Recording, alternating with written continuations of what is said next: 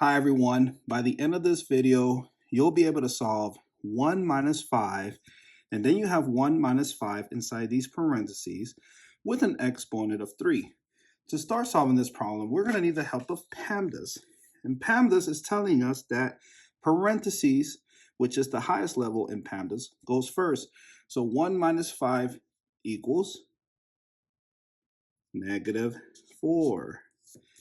Now let's keep the brackets or parentheses and write the exponent 3, bring down the 5, the subtraction symbol down, and the 1 down. Now we have 1 minus 5 times -4 with an exponent of 3.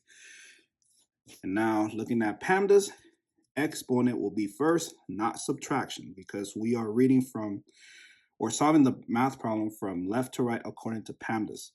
So -4 times -4 equals 16. And we know that a negative times a negative gives us a positive. So we have positive 16. Positive 16 times -4 equals, let's do some math here, 16 times 4. So 6 times 4 is 24, and 4 times 1 is 4, plus 2 will be 64, and we know it's a negative, so the answer is -64. And so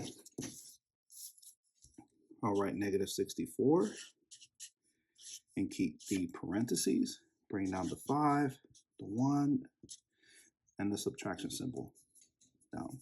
So now we have 1 minus 5 times -64. Looking at PEMDAS, multiplication will go first, not subtraction. And we are reading from left to right. So 5 times -64, let's do some math here. So 64 times 5. So 4 times 5 is 20, and 6 times 5 is 30 plus 2, so it's 32. So we have 320.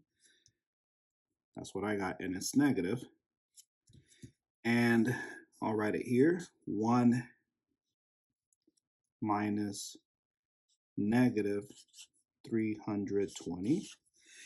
And I like to use this table to organize my integers when subtracting, because we're going to use a method called keep, change, change, where I'll keep the first number, then change the subtraction to addition, and lastly, change -320 to its opposite. So it'll be +320. I'll just write it 320, and it's positive. So 1 plus 320 equals 321 as your answer. And there you go. Now go ahead and solve this math problem. 2 minus 5, and then you have 2 minus 5 in these parentheses with an exponent of 2. Put your answer in the comment section down below, and thank you for watching, and I'll see you in the next video.